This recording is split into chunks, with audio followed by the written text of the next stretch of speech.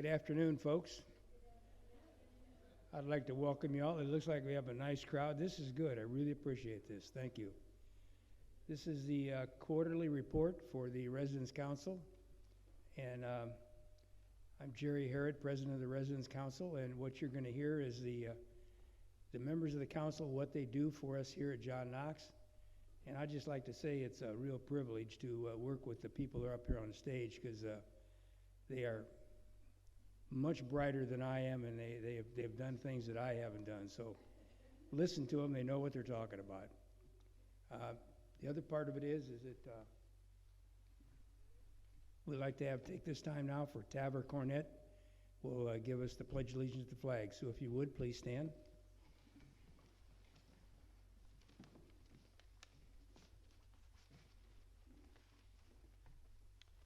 I pledge allegiance to the flag of the United States of America and to the republic for which it stands, one nation, under God, indivisible, with liberty and justice for all.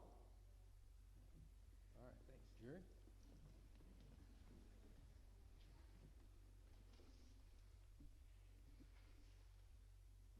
Okay, what we're going to do now is introduce the new residents. And not all of them are here. There are 11 new residents. At each quarterly report, we give a shout out to all the new residents. So as I call your name, if you would, please stand, and we'll recognize you so we'll know you are. I know that there are two that are here. So first one is Bill and Phyllis Bollinger. Are they here? Skip and Karen Britton, Leah and Wayne Dragons, Amy and Steve Market. Oh, we're batting 1,000. Robert and Virginia Saunders, Gilbert and Mary Mead Hollifield, Karen and Nancy Moody. I must have mispronounced that one. James and Doris Taylor. James Taylor is here today. William Conte. Wilma Conte. John Grandcar and Shelley McGarry. And I knew the next people are here. Floyd, please stand. Floyd Prescott.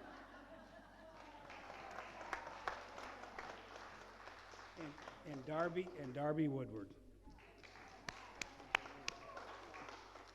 See, we did save the best till last. To give you an idea what the Executive Council is, it's an advisory group of 11 people that are elected by you, the residents, and we serve for 2 years. And normally a person will get on and they'll have a committee that they head up. There's 8 committees. And then there's the executive committee, which is the president, the vice president, and the secretary. And our secretary is back in the corner flipping the slides. So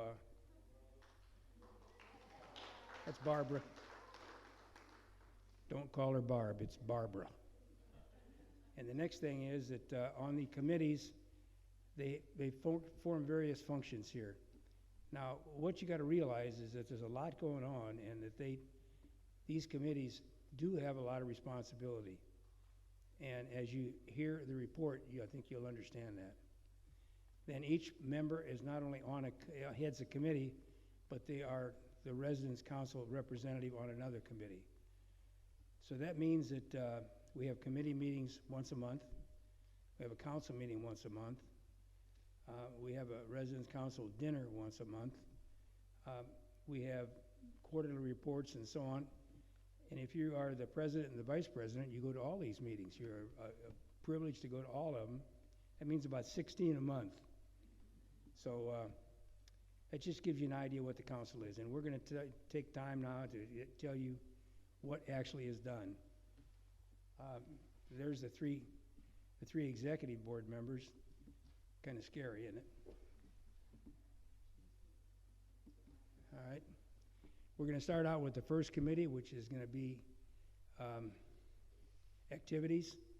And I would like to introduce to you our activities chairman, which is Kathy.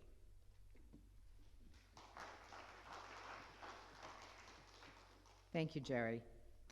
I'd like to start out by thanking all the 2023 Activities Committee members. The names are up here: Leslie Blair, Joan Cornett, Jackie Culhane, Joan Fursey, Mary Mead Hollyfield, Dot Hosterman, Carol Jesse, Noel Schomburg, and Deborah Sheffield, as well as Council Rep Rick Larkin and Staff Liaison Candace DiGiovanni.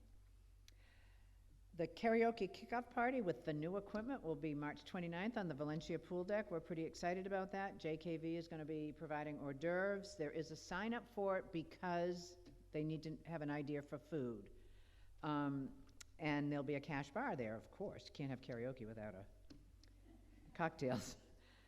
The lining of one of the tennis courts into 2 pickleball courts will be taking place any day now. The 2 pickleball courts will be painted so that the nets will be parallel to the tennis net, and it will leave one tennis court exactly the way it is now, and then both courts will be on the other side.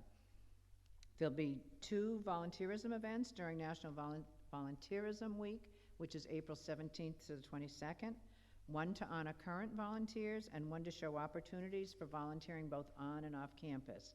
So if you're looking for a way to volunteer, this is something that you'll want to come to. There'll be residents explaining different types of volunteer opportunities. The new arts and crafts room in the old Citrus dining room is moving along. They decided to keep the carpets so that they could use the chairs with casters. The carpet has been cleaned. They're picking out paint colors for the walls. It's going to be set up like a classroom and will host different arts and crafts than we have in our current arts and crafts room. Cornhole is going to be a regular activity at John Knox. Open cornhole play is going to be Tuesdays from 11 to 12, beginning on Tuesday, April 4th. And there'll be residents there, members of the Activities Committee, who will be able to help with rules and scoring and kind of supervising everything. It's a great way to get in shape for the cornhole tournament that the Employee Appreciation Fund will be holding in October. We've requested enhanced lighting in the hallway over here where the resident art exhibit is, because it's dark at the end, and they're going to take care of that. JKV is analyzing and going to take care of that. And I do want to remind you, even though it's only March, that we do have the Orange City Elementary School food drive coming up in probably late September, early October. So you want to put it on your calendar, and we'll let you know more about that as it gets closer. The Activities Committee and Resident Council would like to thank all of the residents who give so much of their time to entertaining us. And that's next up, Rick Larkin's Communications Committee. Thank you, Kathy. First and foremost, I want to thank my fellow committee members who have had the difficult job of educating me in their different areas of expertise.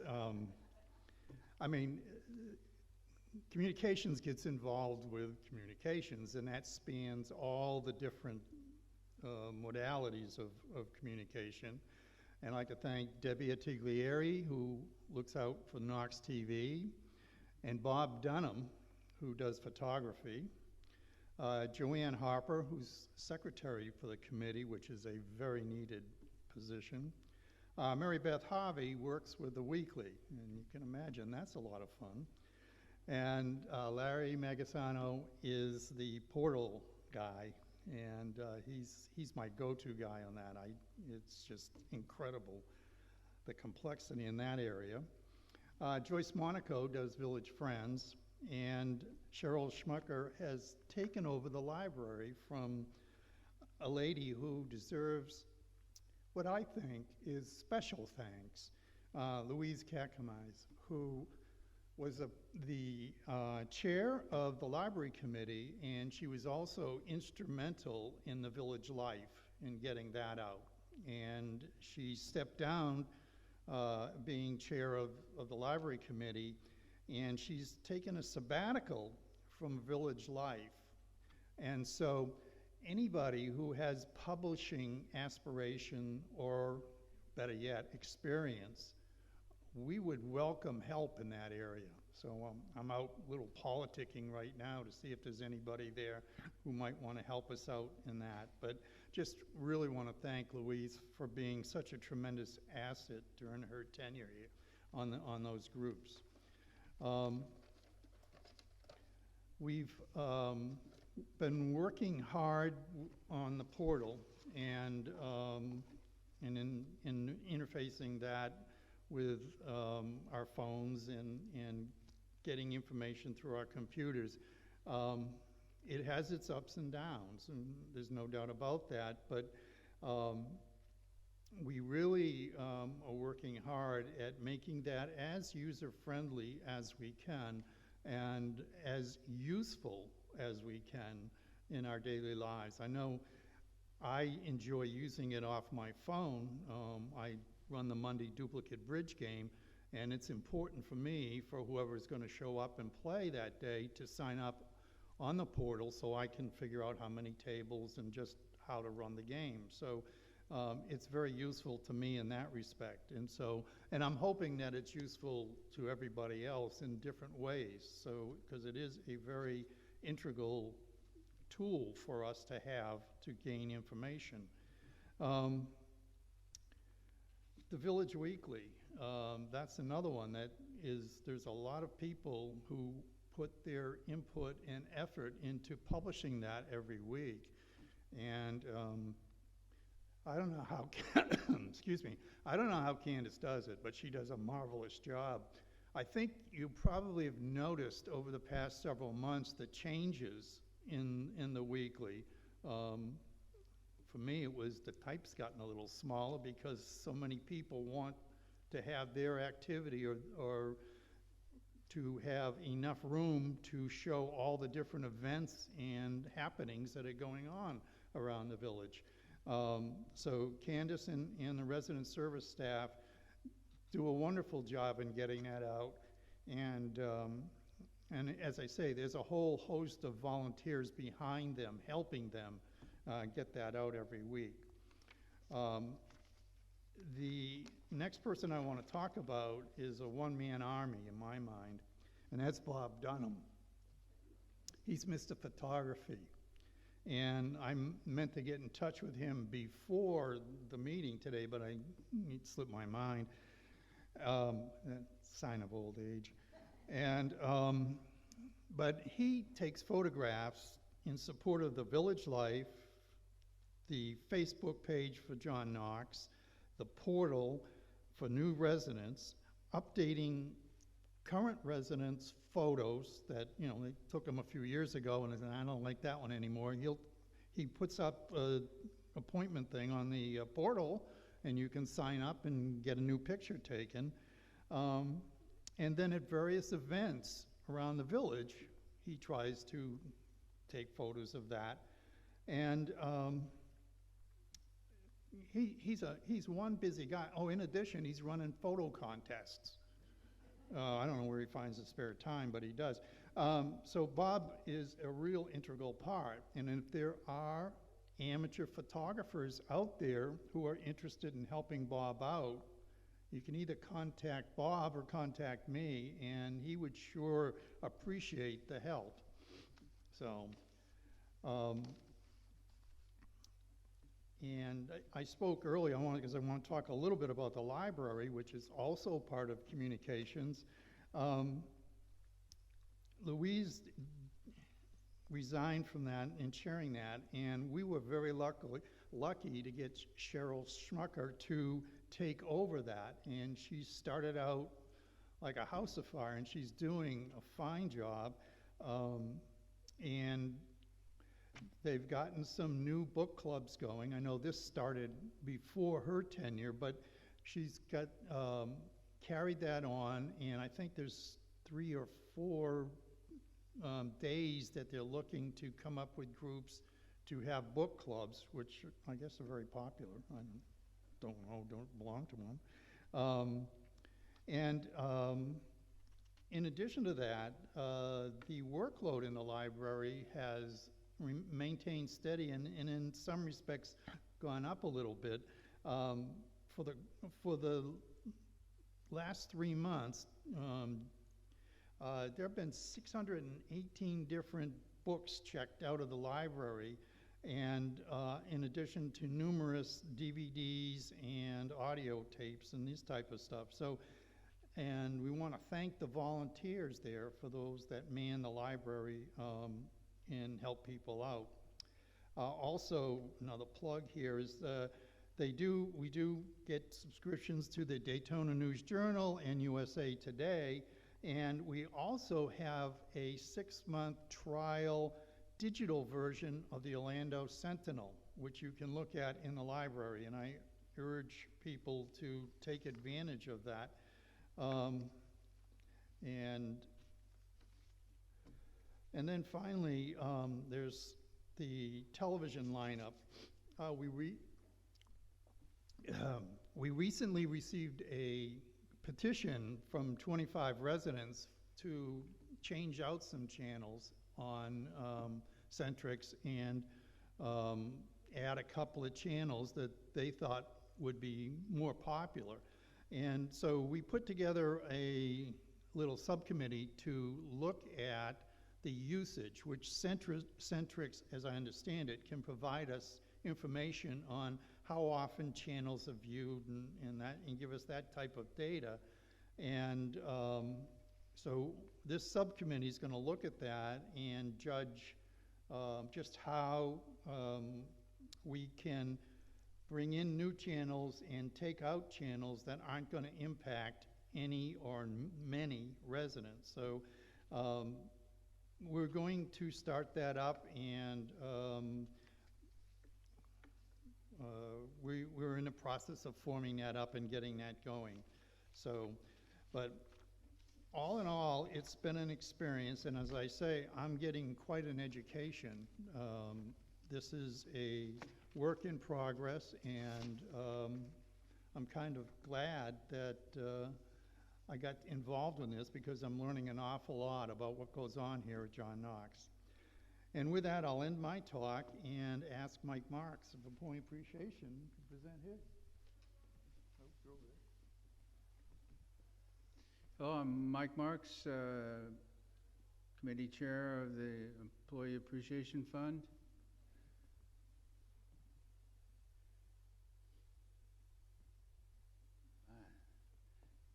That's a whole long list of people, but it doesn't have the important people on the committee up there. The most important people on my committee are the residents of John Knox. And last year you came through as Gold Star members of the committee. You turned in over 1,000 thankful cards. The whole back wall was full. And I can assure you, as the employees got their checks, they slowly made their way around and looking at all the cards, and they were very appreciative of you all writing those cards. It's one of the things that we do. We have community events, and our community event, first one kicks off in April 14th. It's the putting contest. I encourage people, go to the portal, sign up. It's a lot of fun. You might even win a basket, and we have a good time, and then we have an awards luncheon and hand out the awards.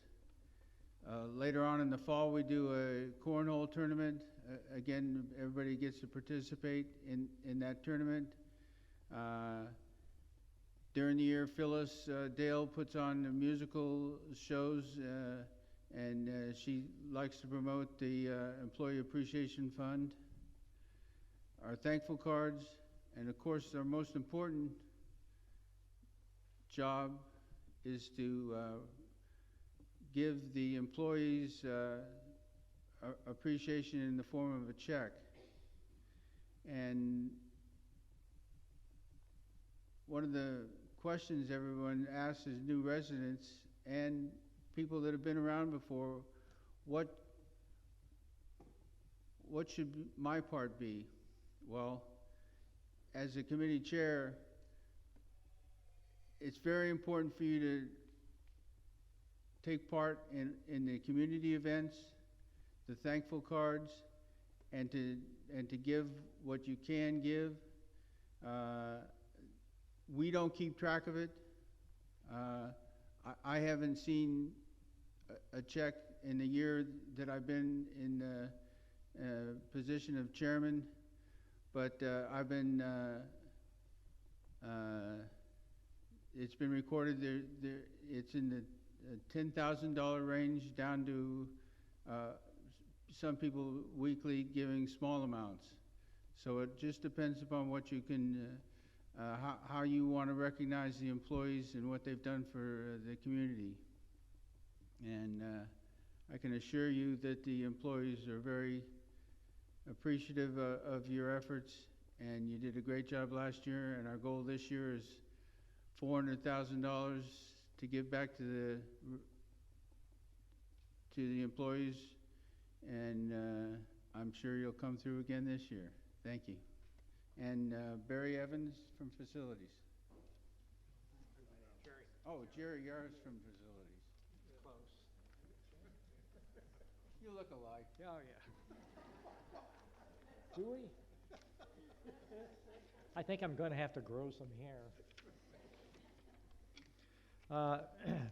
Mr. Trainer, yesterday really made an impact upon what I'm saying, but there's going to be some repetition, but we all know that repetition is an effective way to learn things.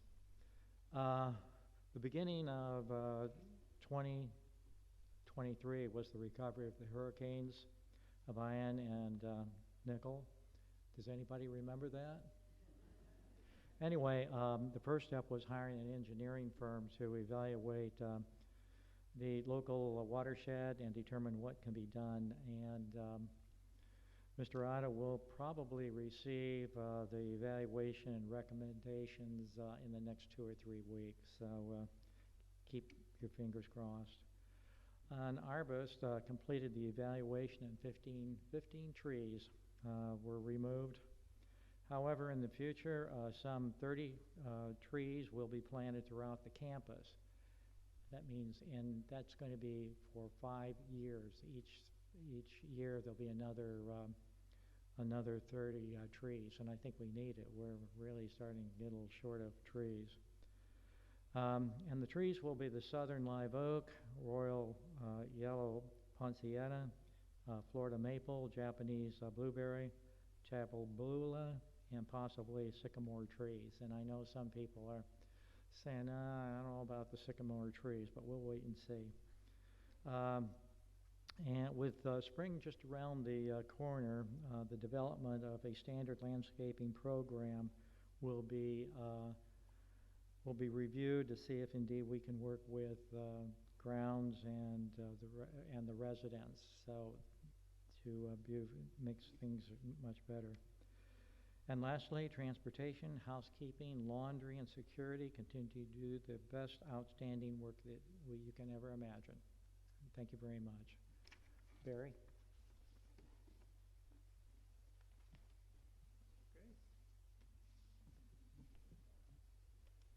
All right. Up there's the Finance Committee members, all of whom are good people. So far, we haven't had to do a whole lot because we don't have the latest figures. When we get those next time, we'll probably bore you with them. But in the meantime, I thought I might discuss finance from the aspect of the people who live here. You know, that is something we're all interested in. And one of the things I wanted to mention, before I forget it, I still have it from highest authority that we have no debt, that we're still debt-free. My wife and I lived in the villages for about 21 years, and we decided that we needed to go into a continuing care community, and there was only really one in the villages, so we went there. It's a for-profit one, Here we're non-profit. We lived there for about 2 years, and then we decided for various reasons that we didn't want to live there any longer, even though we still liked the villages and we liked the people. So we came here, and we ended up with our digs at about $1,000 less a month than what we were paying in the villages. And one of the reasons for that, of course, is that the for-profit, they got to take care of those stockholders, and they pay some taxes and stuff that we don't. But some of the things that you run into if you ever decide you want to go to a for-profit establishment is that you need to consider is to look at your contracts very carefully. I looked them at the time, but I noted there was one provision in there that sort of disturbed me because it said that if you left Freedom Point, you had to pay up to 3 months monthly payments until your unit was sold. Well, at the time, I didn't think that was going to happen because I thought we were going to be there forever. Secondly, if it did happen, they were going like hotcakes anyhow. Well, of course, the pandemic came along, and then we decided to move on. Still thought the unit would sell quickly. Well, it might have sold quickly, except that what they did was they decided to refurbish that unit. And we had spent a lot of money, quite a bit anyhow, redoing it ourselves. But what they did was they tore out the whole place just about, including removing good wood floors for the new type that they have now. And believe it or not, that work took 3 months. So we paid about $15,000 or over for that 3-month period. And obviously, they couldn't sell the place because it was being refurbished. So there was another aspect to it, too, that they have in there that if you have any of your entrance fee coming back, they can hold it up for a year if your unit hasn't sold. Well, luckily, our unit sold right away once they got done refurbishing it, and we came back. And another thing that reminded me of this whole situation was that recently I was doing my income taxes, as most of you were, and we got a letter from John Knox saying that the portion of our monthly payment that could be attributed to health was 21.3%, as I recall. Well, over at the village's place, the people over there got their letter, it was 7%.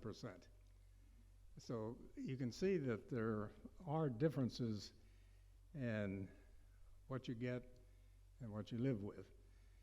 And we certainly enjoy here, and you can make sure that we stay debt-free yourselves, by paying all your monthly payments. You might even go out and tell all your friends and neighbors about the gracious new homes that are going up in Valencia, and they can buy one there and move in. Well, they can move in sometime, I'm not sure when. But there are also plenty of other units around. We need to get those filled, I guess, and bring in some money, make more work for the Finance Committee figuring out what's happened to it. But this is a nice community. I'm sure it's going to get better. And we all need to work together. And in fact, as I said, we need to make sure that this community progresses. See no reason why it won't. And maybe next time I'll have some actual figures for you. But in the meantime, I will just simply introduce Catherine Mitchell, who has the committee you're probably most interested in anyhow, and that's the Food Committee. Catherine? Can I stay? Can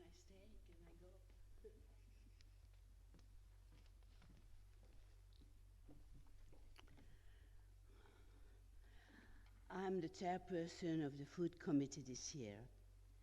Every one of you here could probably do a better job, but I'm the one who volunteered to do it. The food committee is large, filled with bright people, and we hope to achieve or set in motion most of our ambitious agenda for this year. Communal living has many advantages, and the main requirements from the residents are to be considerate, be constructive in criticism, and be positive. Problems have solutions.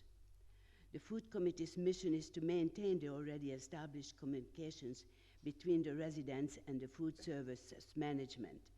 We are not a watchdog committee, but we try to make note when we see anything that could be done differently and better. It is March, the first quarter of the year, and while we would like to take full credit, the reality is that we were lucky to pick up where last year's food committee left off. Thank you. This means that the long-awaited nutrition information on the menus has started. The cranes you have already seen. We now have the grill, which you can see today. And the Valencia should be ready soon. If you were to try to do that job, the nutrition research, it would be a very tedious accomplishment. And we have to have the gluten included and the spices included, and it's just amazing how much, as soon as we get it started, everybody wants one more item listed. So we don't know what's going to happen. Then we'll figure it out. Another bit of good news is the adjustments in the sodium usage that have already been put in place. You may not have noticed it. We did, because we have not received any comments or complaints on that subject. Putting things in perspective, there are enormous demands on the staff. Chef Raven and them are serving on average about 17 to 20,000 meals each month. Everyone here wants to please us, the residents, which includes that everyone stay productive while making the changes, adjustments, and improvements. None of it is magic, and none of it happens overnight. Patience is the key. It is known fact that we have a short staff and cannot assign individual staffers to be dedicated to one task alone. In order to serve hundreds of residents, each member of the dining staff works in crossover categories until all the jobs are done every day. Among the new ideas is the hiring of some minors. They're not allowed to serve alcohol, but may take the order for it. Additionally, housekeepers and other employees are busing in cranes for overtime possibilities and are helping with the curbside. On the same subject, in light of the current labor shortage affecting the kitchen and the dining venues, the Food Committee reintroduced the 30-day dining credit system this February, which has been approved by Mr. Traynor and will be activated as of April 1st. Your comment cards on paper or the portal are important and helpful. We hear and handle every one of them as quickly as possible. As the staff increases and hopefully the food prices normalize back to the way they used to be, every level of service will be elevated. But times are tough, and John Knox is trying to do the best that it can to benefit all of us. Corrections are made daily, but not as quickly as you would like. Not yet. Patience is the key. We are receiving comments praising the food and the staff more often than not. Some ideas that are suggested to the staff are clever and feasible. Others not so much, but are not ignored. Occasionally, some cards get pretty harsh in criticizing certain elements, but let's not be angry, let's be constructive. Please, before you sit down to write your comments, count to 10, be calm and collected, so that writing and receiving it will be a satisfying experience for both sides. The wine tasting has been enhanced with specific wine education. This reorganization offers better access and wider general resident involvement than before and is starting next month. Other topics under consideration are plant-based entrees on the overall vegetarian menu. Also, the innovation of the kiosk ordering system will be extremely useful and practical once we learn to use it. let's realize that the world around us is a mess. And in my opinion, John Knox Village is safe and we are taken care of. Like a cruise ship, no one says no, everyone tries to help us. If you want more veggies, just ask your server. If you want a light bulb changed, a TV hung, some furniture assembled, ask maintenance and consider it done. I myself, like everyone else, came to spend my golden years sailing on a perfectly smooth ocean cruise. That was my expectation. Now that is my goal. Thank you. And here is Ken Falter of the Health Committee.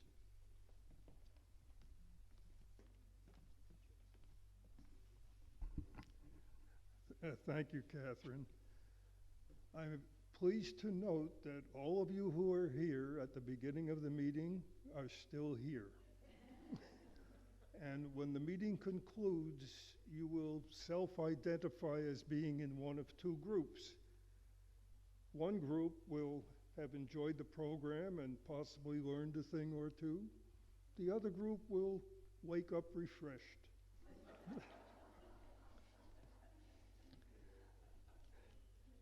Getting on to the Healthcare Committee.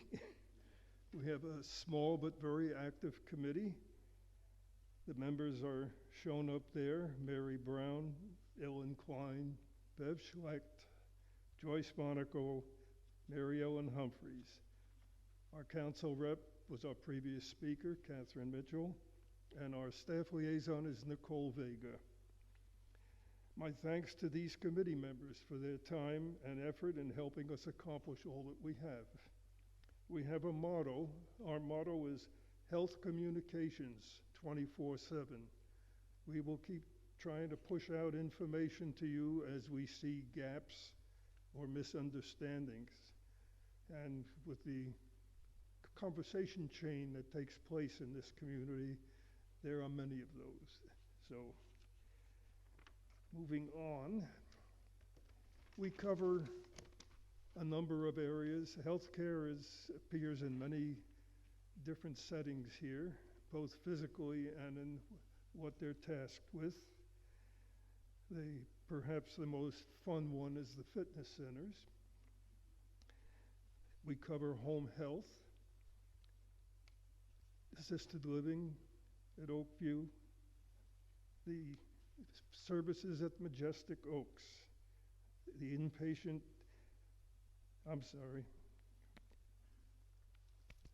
Majestic Oaks. Majestic Oak has 3 areas. They have the inpatient, memory care, and rehabilitation services, and we gather information and report on each of those areas, as well as the 3 areas down at Oak Park, the pharmacy, the clinic, and the outpatient rehab services. We interact with these folks throughout the year. The committee members interact with staff in each of these areas and compile and report information on what's going on. Some areas lend themselves to descriptive information. Others lend themselves more to numbers, which we try to summarize in a meaningful way. Besides covering these areas, we have 3 projects which I call value added.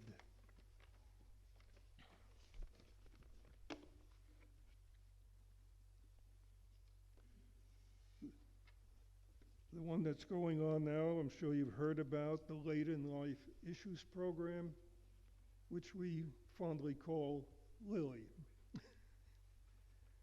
We've had our first, we did a survey late last year and put up the results, and now we're starting to bring speakers in to speak to you about the different areas. We've had our first presentation on paper organization. That was one of the 2 most popular categories asked for. Some 36 residents showed up for the presentation. There were handouts. They are up on the portal. The attendees were offered follow-up sessions to help them get started with their paper organization. A number of them were very interested, but not ready to start 3 days after the presentation was made.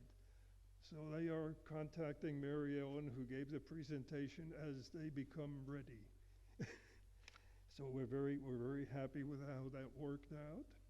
The next presentation will be next Tuesday at 3 o'clock over at Valencia Landing in the multipurpose room. A local attorney, Irene De Jesus, who specializes in wills, trusts, and eldercare law, will be here next Tuesday to speak to us. She's the attorney that produced the document on survival matters. What do you do when a spouse passes away and you don't know where to turn and what to do? That's been provided by her through Joan Cornett. That is also available on the portal. If you go to the portal and you go to the village update page, on the right side there's a little notice about it. You just click on that link. It takes you to the organizational page. You scroll down to healthcare, and the documents that are given out at all the healthcare presentations are there. And for those of you who don't use the portal, Mary Ellen Humphreys has volunteered to provide you with copies. You just got to find her phone number and call her. Right, Mary Ellen? I ask you to sign up for next Tuesday's talk. There's no limit on attendance, but we're going to have some handouts. We want to make sure we have enough material for all of you, and I hope to see a lot of you there. Lastly, are what I call well, continuing with the value added, we publish healthcare hints now and then. That's part of our health communications. Mary Brown is handling that this year. We have 2 hints in process right now.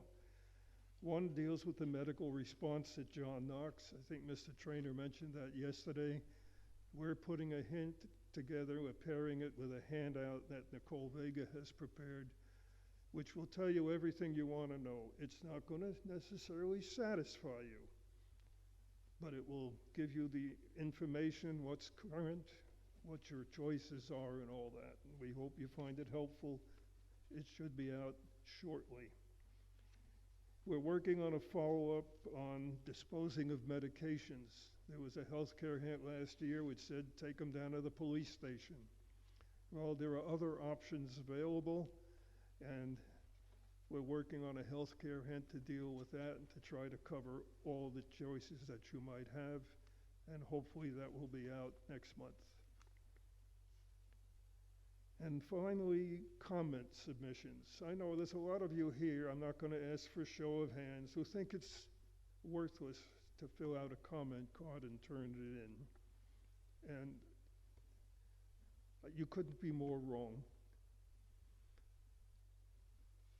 The committee chair, as well as the administration for each area that a comment is submitted on, gets to see that comment card.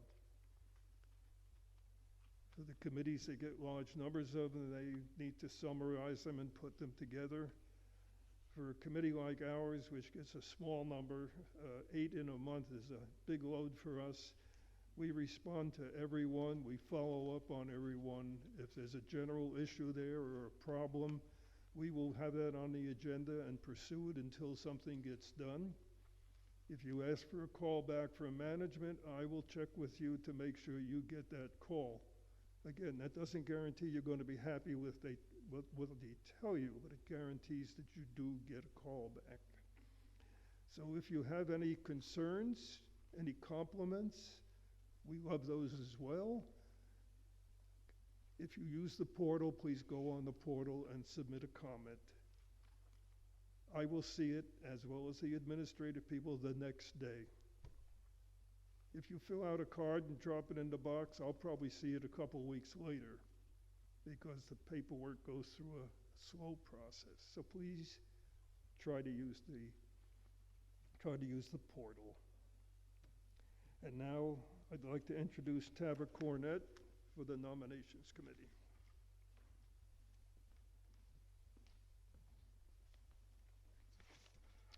Good afternoon. I'm filling in for Jerri Altenhof. She is having family come to visit her, and family comes first in anybody's language. The nomination committee is the quiet committee. It should be behind me on who's on the committee. It's Jerri herself, Steve Biderman, Sherry Clark, and myself, and Mike Marks. The committee is charged with the task of recruiting residents who are willing to serve a 2-year term on the resident council. And you've heard from the committee chair on all these people are your resident council. That's your basic entree into talking to the management. So we do an important job for all the residents here. This year we will have a slate of 5 people out of the 11 on the board that will be coming aboard for the year 2024. It's a privilege to serve with these folks. They do a great job. I get to go to all the meetings. There's a tremendous amount of input and back and forth trying to come up with a program or solve a problem that is important to you all. So this concept of the resident council is one that is important. If you are interested, please contact Jerri or myself or anybody on the nomination committee, and we'll be glad to discuss it with you in the future. Basically, you can talk to any of the resident council members and get some information passed to the various committees. We are in the process right now of selecting a slate of officers for the 2024. So now's the time if you're interested. At this point, I will turn it back to Jerri.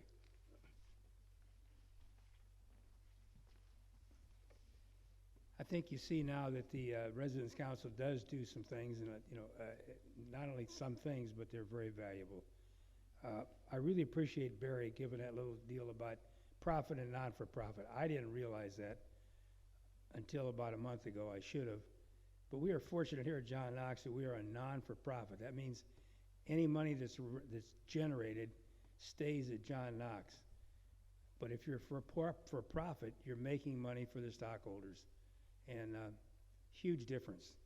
I didn't know that when I signed up here, but I certainly am glad I did. The other thing is you heard about these committees. If there's something that tickles your imagination or something that you want to get involved in, please contact one of the committee chair or myself or Taver or Barbara or anyone on the committee, and we'll see what we can do, because we like to get people involved. There's no maximum limit on committees, and we just want to see people get involved. We're all looking for someone who might want to put together a PowerPoint presentation of the history of John Knox. Now, there's some photos on the wall. They used to be over here, but they pretty much depict some of that, but there's other photos, and it would be really nice if we had a PowerPoint presentation of John Knox, when it started, who started it, and how it got to where it is today. At one time, we were in a very severe bankruptcy, and Taver can tell you about that. And we were able to work our way out of it to where we are really, really solvent right now. So that history needs to be told. Please stay for the meeting after this meeting, which is actually the John Knox board, and they're going to give a little presentation about that. Then they'll have a meeting themselves. And thanks again for coming. And thanks again to the board members who represent you, which is Kathy and Taver and Mike and Ken and Catherine and Jerri and Barry, Rick and another Barry and Jerri Altenhof, who couldn't make it today, and myself. Thank you again, and Barbara. Thank you very much. Have a wonderful day, and stick around if you will. That's it.